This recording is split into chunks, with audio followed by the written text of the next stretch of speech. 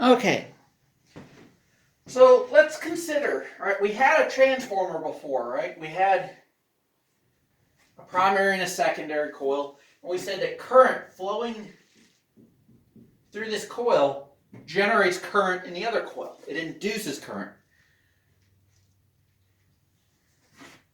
But we could work it backwards. We could say, hey, there's current here. What would the current need to be in the primary coil? And one of the things we can do is say, hey, what if there's just one coil? What happens? Right. So what happens is we have this current, and it's going to generate some field.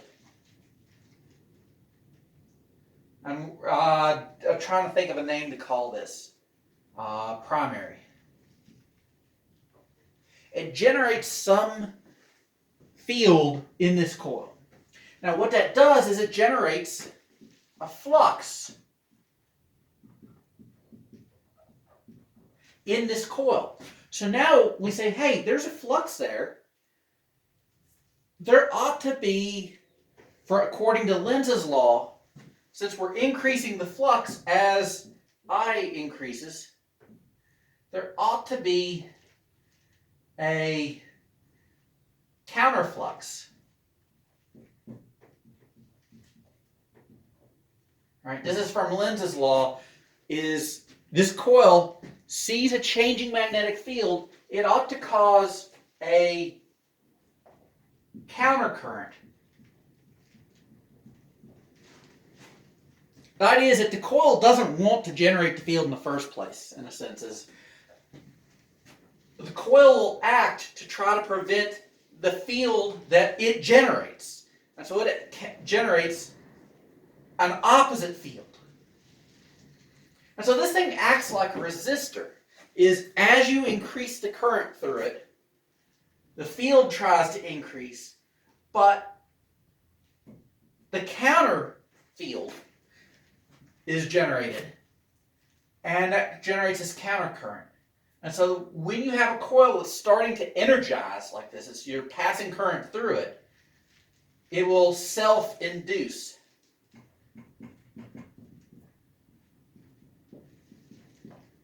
And so you can calculate what's called the back EMF. And that's just going to be minus N change in your flux over time. And then you can write this out as N.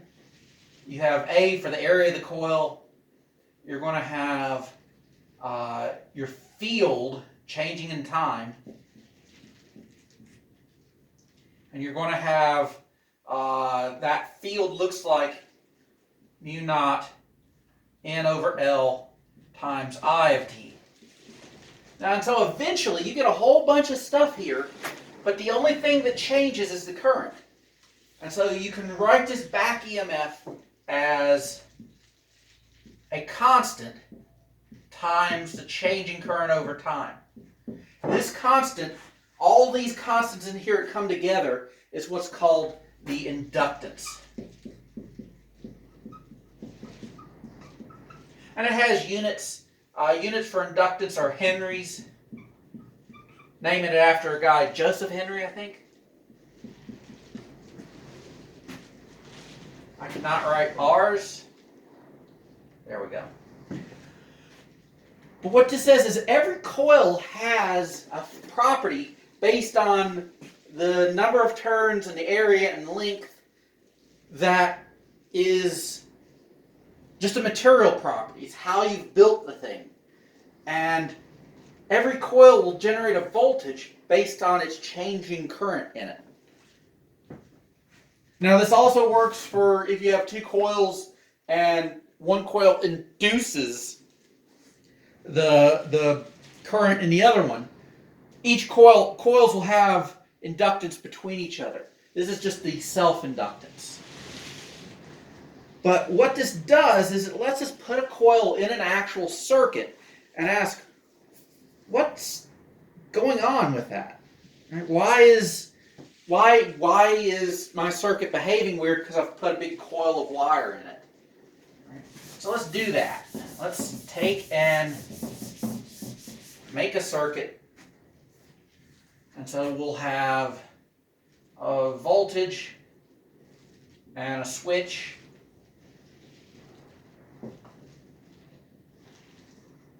And then I'm going to put in green here the resistance.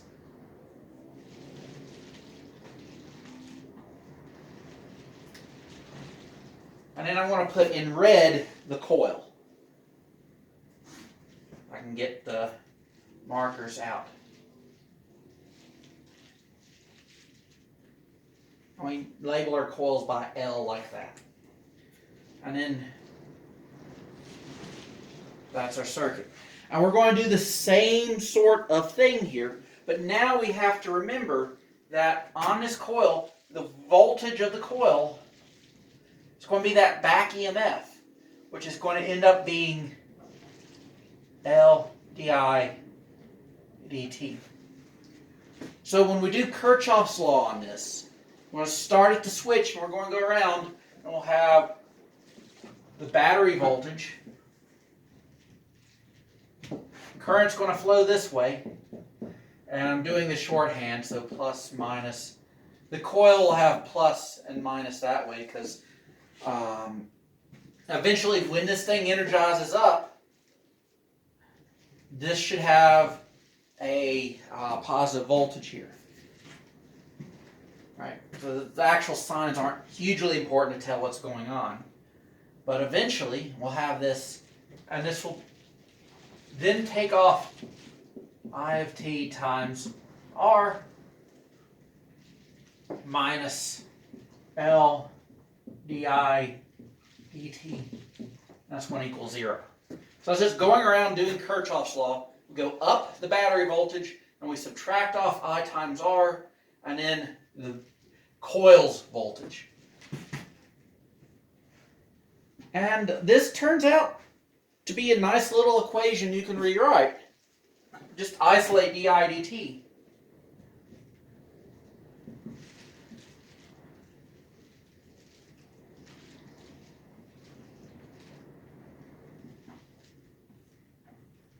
And then you do like a change of variables to get your thing, and you integrate the thing. And the solution to this is going to look like a capacitor, except it's going to be in terms of the current. I of t is going to look like we have V over R, because it's going to essentially be your initial current. When the switch closes, you'll have some initial current. So,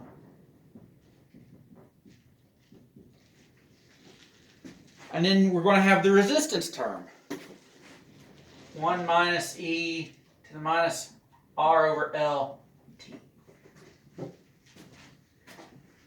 And so when this energizes,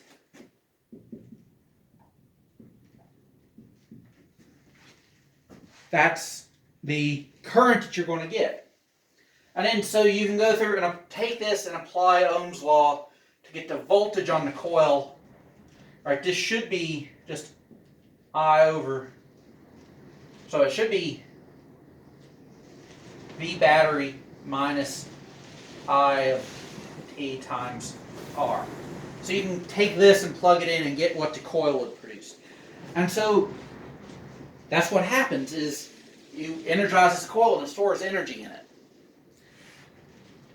And eventually, like it initially doesn't want to pass current. When you very start, there won't be any current. Or there'll be a minimal amount of current. A little bit will get through eventually. But what happens is, as the current flows, it's got to do it in steps. It flows a little current to build the magnetic field, and once it builds that little bit and it's not resisting, it'll build a little more. The change is slowed down. And so it starts at 0 and goes up. Right? So I and T is going to go like this to V over R as your asymptotic value. So the next video, what I'm going to do is show you the case when these energized elements discharge, when they're no longer bound to charge up by a battery. What happens when you try to use the energy out of them? And it's going to be basically the same sort of stuff.